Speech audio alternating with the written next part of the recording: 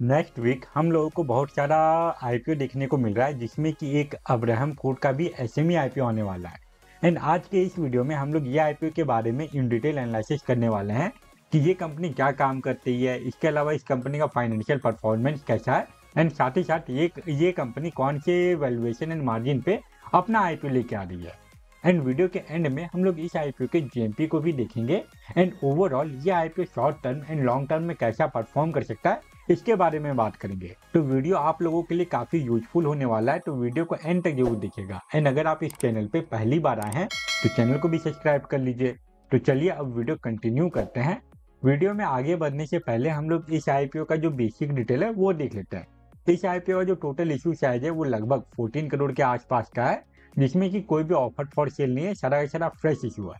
वहीं बात करें इसके अपर कट ऑफ के बारे में तो वो 98 रुपीज पर शेयर रखा गया है। एंड ये आईपीओ के एक लॉट में आप लोगों को 1200 शेयर मिलेगा। डेट्स मीन ये आईपीओ में अप्लाई करने के लिए आपका जो कैपिटल रिक्वायरमेंट होने वाला है ये 1,17,600 रुपीज का है। इस आईपीओ का जो फेस वैल्यू है वो 10 रुपीज पर शेयर है। एंड रिटेल इन्वेस्टर लोगों के लिए ये आईपीओ में 50% का शेयर रिजर्व है। वहीं अब अगर ये आईपीओ के इंपॉर्टेंट डेट के बारे में बात करें तो 24 जून को इस आईपीओ का बिडिंग ओपन होगा एंड 26 जून तक आप इस आईपीओ में अप्लाई कर पाएंगे। उसके बाद इसका जो अलॉटमेंट आने का जो डेट फाइनलाइज किया गया है वो है 27 जून। एंड अगर आपको इस आईपीओ का अलॉटमेंट मिल जाता है तो फिर 1 जुलाई को जो शेयर है वो आपके डीमैट अकाउंट में ट्रांसफर करवा दिया जाएगा। और अगर अलॉटमेंट नहीं मिला तो उसके एक दिन पहले ही 30 जून को ही जो रिफंड है वो इनिशिएट करने का डेट फाइनलाइज किया गया है। उसके बाद इसका जो स्टॉक मार्केट में लिस्टिंग डेट है वो है 2 जुलाई। ये तो हो गया इस आईपीओ का बेसिक डिटेल। अब हम लोग ये कंपनी के बारे में बात कर लेते हैं कि ये कंपनी क्या काम करती है। ब्रह्म फूड लिमिटेड के बारे में बात करें तो ये कंपनी 2009 में इनकॉर्पोरेट हुई थी, मतलब कि इस कंपनी को काम करते हुए लगभग 16 ईयर का टाइम होने वाला है। एंड ये कंपनी चना दाल हुआ, आटा हुआ, बेसन, इसके अलावा जो वेरियस अनाज है उसका ये कंपनी सेलिंग का काम करती है।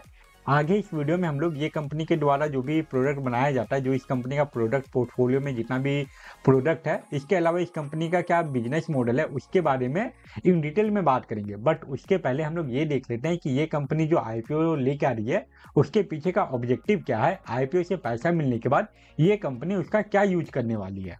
आईपीओ से जो पैसा मिलेगा उसमें से ये कंपनी 3.85 करोड़ रुपीज का यूज करने वाली है नया मशीनरीज परचेज करने के लिए।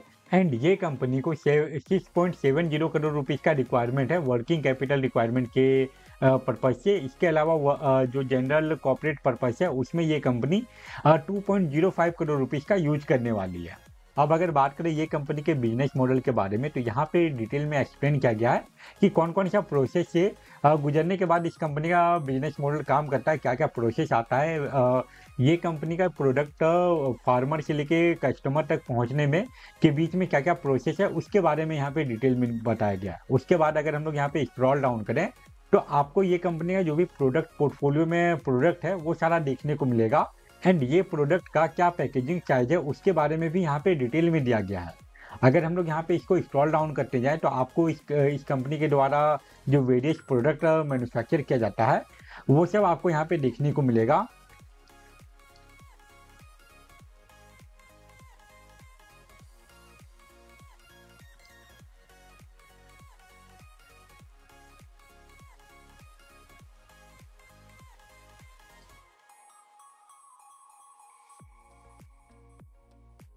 तो ओवरऑल ये सारे प्रोडक्ट का ये कंपनी मैन्युफैक्चर करके बेचने का काम करती है। ये सारे डिटेल के बाद अब हम लोग चलते हैं इस वीडियो के इंपॉर्टेंट पार्ट पे, जो कि है ये कंपनी का फाइनेंशियल परफॉर्मेंस का एनालिसिस। अब अगर हम लोग एब्राहम फूड का फाइनेंशियल परफॉर्मेंस देखें तो इसमें इसका जो रेवेन्यू है वो 2023 में 33 करोड़ के आसपास का था, जो कि 2024 में ज़्यादा इंक्रीज नहीं हुआ। 2024 का जो डाटा आया उसमें ये कंपनी का रेवेन्यू 36 करोड़ के आसपास का था। बट यहाँ पे 2024 से लेकर 2025 के बीच में एक बड़ा इंक्रीमेंट देखने को मिला है। एंड 2025 का डाटा आने के बाद इस कंपनी का जो रेवेन्यू है वो 64 करोड़ से भी ऊपर पहुंच चुका है। वहीं बात करें नेट इनकम के बारे में तो जो कि 2023 में 0.48 करोड़ का था वो 2025 में इंक्रीज होकर 3.26 करोड़ तक पहुंच चुका है। ओवरऑल ये कंपनी के रेवेन्यू एंड नेट इनकम दोनों में ही हम लोगों को ईयरली बेसिस पे लगातार ग्रोथ देखने को मिल रहा है। एंड अगर ये कंपनी ऐसा ग्रोथ को मेंटेन रखती है तो नो डाउट लॉन्ग टर्म में ये कंपनी काफ़ी अच्छा परफॉर्म करने वाली है। वहीं अब अगर बात करें ये कंपनी के वैल्यूएशन एंड मार्जिन के बारे में, तो इसका जो ईपीएस है वो आपको 9.05 का देखने को मिलेगा एंड जो पी रेशियो है वो आपको 11 के राउंड देखने को मिलता है। तो यहाँ पे ये कंपनी के ईपीएस एंड पी रेशियो में कोई ज़्यादा बड़ा डिफरेंस है नहीं। वहीं बात करें R O and W percentage के बारे में, तो यहाँ पे हम लोगों को ईयरली बेसिस पे लगातार ग्रोथ देखने को मिल रहा है एंड इसका करंट का R O and W percentage 38% से भी ऊपर का है। एंड जो आर ओ सी परसेंटेज है वो उसमें भी हम लोगों को ईयरली बेसिस पे ग्रोथ देखने को मिला है एंड इसका करंट आर ओ सी परसेंटेज 56.02% का है। इब्डा परसेंटेज भी सेम ही पैटर्न फॉलो कर रहा है एंड इसका करंट परसेंटेज 8% के राउंड है। एंड अगर बात करें डेट टू इक्विटी रेशियो के बारे में, तो वो भी कंट्रोल में है, वो भी 1 के अंदर का ही है। ओवरऑल ये कंपनी के वैल्यूएशन एंड मार्जिन में भी कोई भी हम लोगों को नेगेटिव पॉइंट देखने को नहीं मिल रहा, यहाँ भी सब कुछ ठीक ठाक ही है।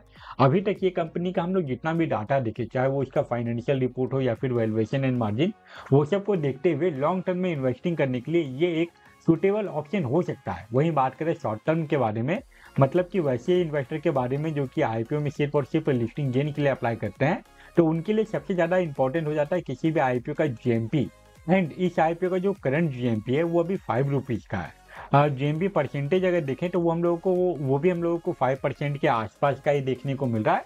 चांसेस है कि आने वाले 1-2 दिनों में इसके जीएमपी में आपको थोड़ा बहुत अप एंड डाउन देखने को मिले। एंड अगर इस आईपीओ का जीएमपी और थोड़ा बहुत इंक्रीज होता है तो वैसे कंडीशन में चांसेस है कि यह आईपीओ से आपको 10% तक का लिस्टिंग गेन देखने को मिले। एंड अगर आपको ये आईपीओ का अलॉटमेंट मिलता है और अराउंड अगर 10 या फिर 15% का लिस्टिंग गेन हुआ, तो वैसे कंडीशन में आपको एक लॉट से 1200 से लेके 12,000 से लेके 18,000 तक का लिस्टिंग गेन देखने को मिलेगा। बट उसके लिए सबसे ज़्यादा इंपॉर्टेंट ये है कि आने वाले कुछ दिनों में इसका जो जीएमपी है उसमें इंक्रीमेंट ही आए। अगर इस आईपीओ का जीएमपी वापस से गिरता है तो उसका नेगेटिव इम्पैक्ट आपको ये आईपीओ के लिस्टिंग प्राइस पे भी देखने को मिल सकता है। तो ये था अब्राहम फूड का detail analysis video. I hope आपके लिए ये वीडियो यूजफुल रहा होगा। एंड अगर आपको ये वीडियो यूजफुल लगा तो वीडियो को लाइक जरूर करें। एंड अगर आपको किसी और आईपीओ के बारे में जानकारी चाहिए जो कि अभी लाइव है या फिर जो अपकमिंग आईपीओ है, तो वो सारे आईपीओ को कवर करते हुए चैनल पे ऑलरेडी एक डिटेल वीडियो अपलोडेड होगा, आप चाहें तो उसको भी चेकआउट कर सकते हैं। एंड ऐसे ही स्टॉक मार्केट एंड आईपीओ के रिलेटेड रेगुलर अपडेटेड वीडियो पाने के लिए चैनल को भी सब्सक्राइब कर लीजिए। फिलहाल इस वीडियो को हम लोग यहीं पे एंड करते हैं। Thank you for watching this video.